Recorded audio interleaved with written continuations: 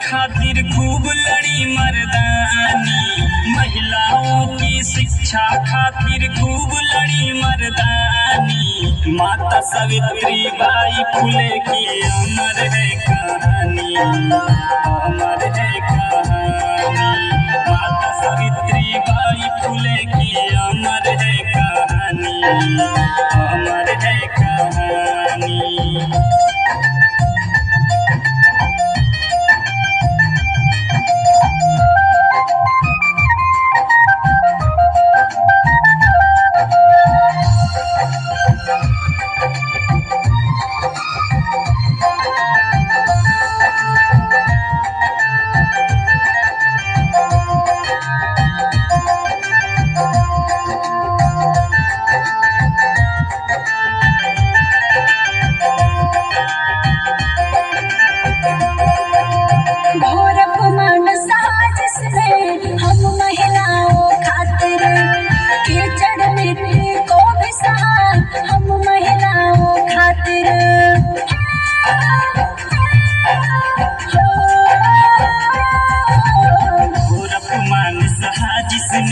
सब महिलाओं खातिर कीचड़ मिट्टी को भी सहा, सब महिलाओं खातिर।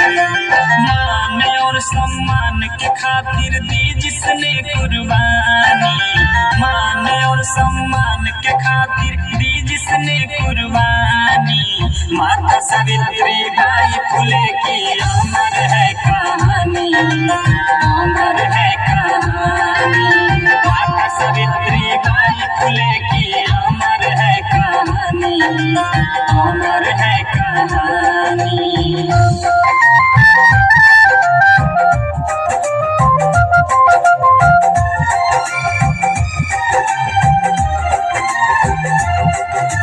पूरे देश की बेटियों की माता फर्ज निभाया, समाज सुधारने के लिए समता की क्रांति जलाया।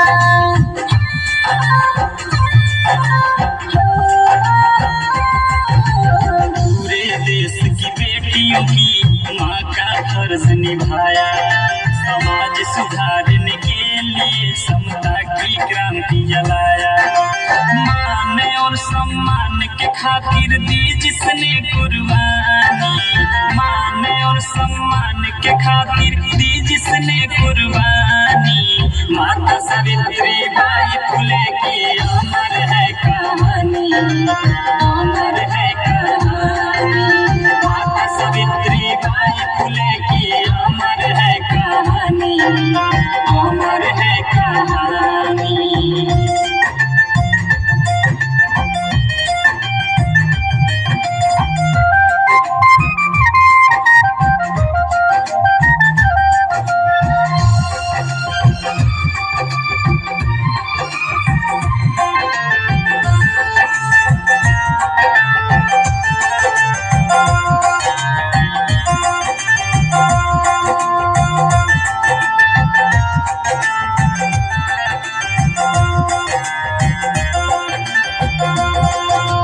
ज्ञान की सच्ची देवी है,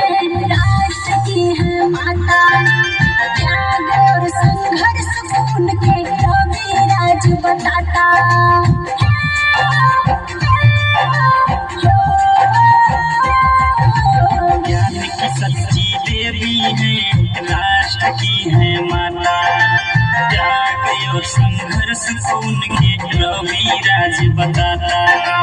प्रीति बोध कहे जी सबसे बात ये जुबानी, प्रीति बोध कहे जी सबसे बात ये जुबानी। माता सावित्री बाई फुले की अमर है कहानी, अमर है कहानी। माता सावित्री बाई फुले की अमर है कहानी, अमर है कहानी।